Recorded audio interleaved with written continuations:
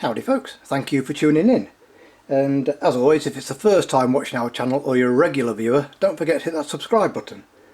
So today we're going to have a quick look at the Viking Kestrel ED 8x42 binoculars versus the Viking Peregrine ED 8x42 binoculars, one of which has a retail price of around about £229 and £339, although you can get them for a little bit less than that normally. And if you want to support our channel, both of these are available to purchase from us in the link below.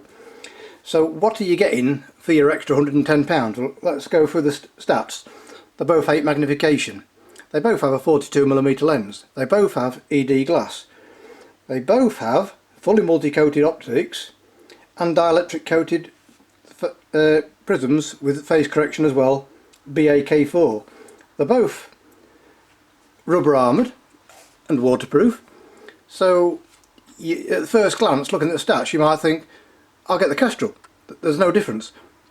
But if life isn't quite that simple, and in an ideal world, or not ideal world, whichever way you look at it, if all optics were a standard, then yes, these would strangely be a different price for the same binocular. But just a couple of mentions as well, and also the Peregrine, the more expensive one, has the narrower field of view. Not only the visual field of view, but also the apparent field of view. That is the circle that you see when you look through it, and its field of view is 7 degrees versus 8.1. And so you're thinking, hang on, I'm getting the same optics and a wider field of view with the Kestrels, I'll get them. But that soon gets forgotten about when you look through them. Not all optics are the same, not all coatings are the same, prisms, etc, etc. Even the lens configurations, and that is the case with these. And there is also, in the Peregrine's favour, a longer eye relief of 20.2mm. Now when you look through the Kestrels, they are fantastic binoculars in that price range. We do, I think it's now our best-selling 842 in the 200-ish price range, and you look through them and you think, that's all I need. But then when you look through these, the difference is on another level. Regards not so much brightness, although it is slightly brighter image, but the sharpness and the edge of field clarity with these. You know, it's like a flat field binocular, so the tack sharp nearly from edge to edge, whereas these might fall off just a little bit towards the edge, and so that's what you're paying the extra for. Also, the slight pincushion distortion you're getting with the Kestrels is eliminated. Nice lovely straight lines with the Peregrines.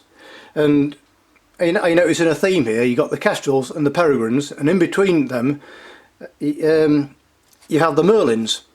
So they have a bird name going on here with the branding, and just a quick mention of the Merlins. In between these, I would say they're very much similar to the Kestrels in optical quality, but the build quality is on another level.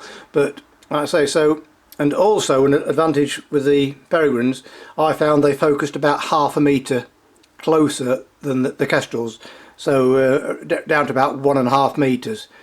Slightly longer body, but you often find that with flat field binoculars. They do sometimes come with longer, straighter bodies. And another thing, these are both ED glass, but that there is a little bit of chromatic aberration even in the centre with the Kestrels, but very minimal.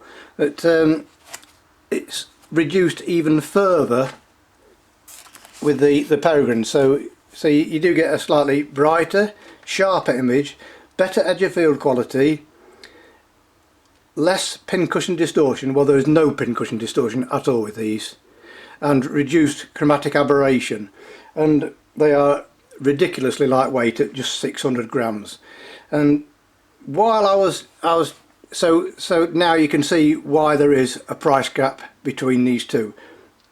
And Actually, while I was looking through the Peregrines, I thought, you know, these are not far off Apo quality with regards reduction in chromatic aberration. So I got my Hawk 8x42 Apos out while I was just testing these, and yes, compared to the Peregrines, then to go on to the Hawk Apos, that is then another level in reduction of chromatic aberration, believe me. But then again, you're going up another price level. So, and as you will know with optics by now, that to gain, once you get above £300, to gain that little bit more of advantage in quality, you are then having to pay, unfortunately, quite a lot more. I think they're about £150 more for the Apos.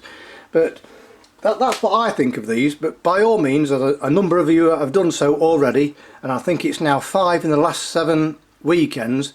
People have come along to visit me at my optics weekends and made a purchase. And by all means, if I've got these in stock, if not, I'll have something similar. It'd be great to see you guys.